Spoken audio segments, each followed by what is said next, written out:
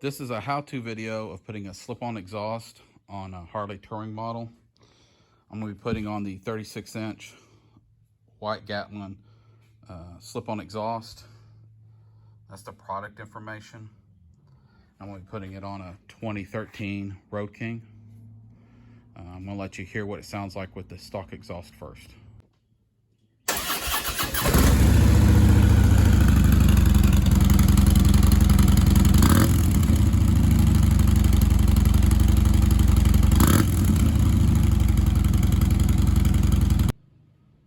All right, we're going to go ahead and pull off everything to get to the pipe and replace it with the slip-on.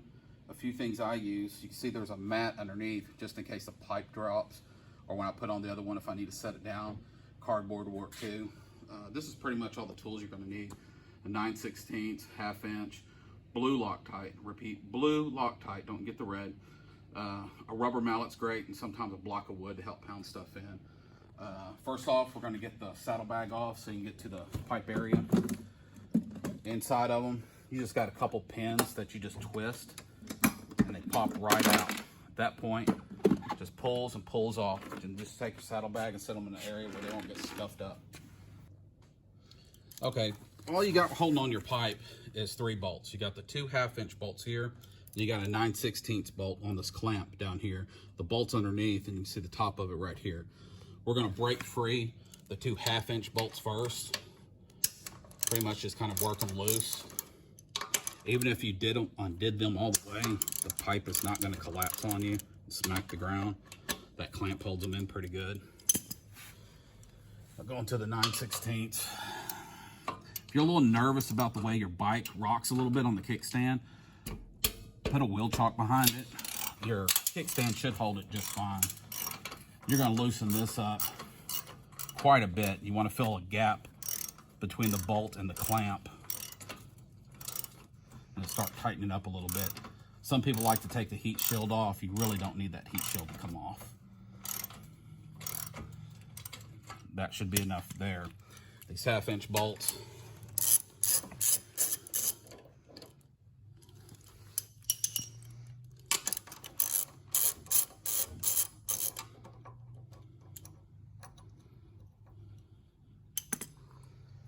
That's all you have for your accessories at this point, is just working the pipe back and forth and shimmy it till you get to come out backwards. At this point, you're going to just keep rocking the pipe back and forth and kind of moving it up and down and kind of pulling on it. It'll take you probably within about 5 minutes to get this. Make sure your clamp is loose. You will sweat on this part. And that's your exhaust. You're going to use the clamp that's on your stock pipe. You might have to loosen it up a little bit more when you get it out. You can see how much more room you could actually get on it. But just remove this because you will need it on your slip-on that you put on. All right, now we're going to put the clamp back on your fishtail or slip-on, whatever you have. You can try to slip it on there with your hands the best you can. If you can't, tap it on with your hands, or you can take that rubber mallet to it. Just make sure that you, at the bottom of your fishtail, you have something down there to protect it so it doesn't get messed up by the concrete or anything. That's pretty much how you want it. Line up your fishtail right at the end of the other pipe. Just kind of get it started. Make sure your clamp is where you're able to get to it, that it's not going to be in the way of the heat shield. Now this little mount right here, it will wiggle back and forth. I mean, so you have a little leeway. Just make sure you get that pipe on there pretty good.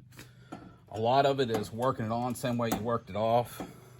This is where your rubber mallet comes in handy. I like using the mount. You could probably tap on the fishtail a little bit, but I wouldn't recommend it. But you can see how easy that starts going in.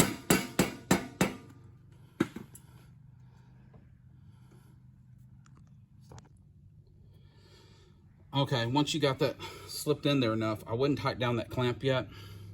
Take one of your bolts, one of your half-inch bolts, and just get it started where it'll hold your pipe.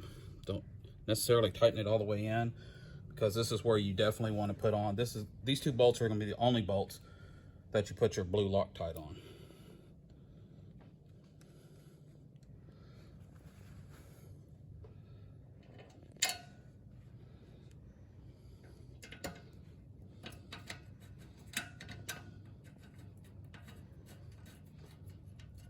once you got the one with Loctite on, then go back, take your other one off, and put Loctite on and put it on.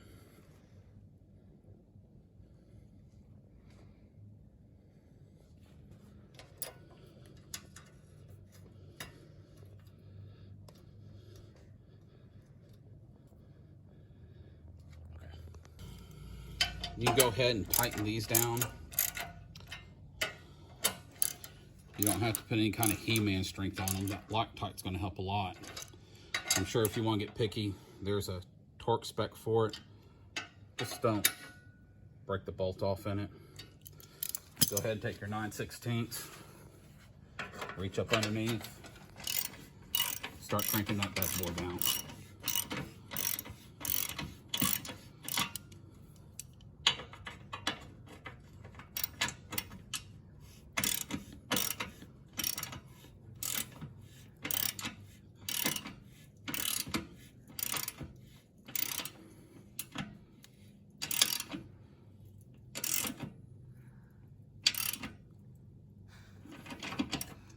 Now you're ready to put your bag back on. Now set your bag in. It just sits right on top of the rails. You line up the holes. And you got your pins. And go in and turn.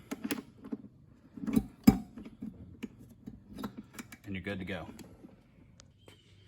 Now the other side is identical to the side you just saw me do. I went ahead and wrapped it up. Now we're going to crank it up so you can hear the difference from the stock pipes to just adding the slip-ons.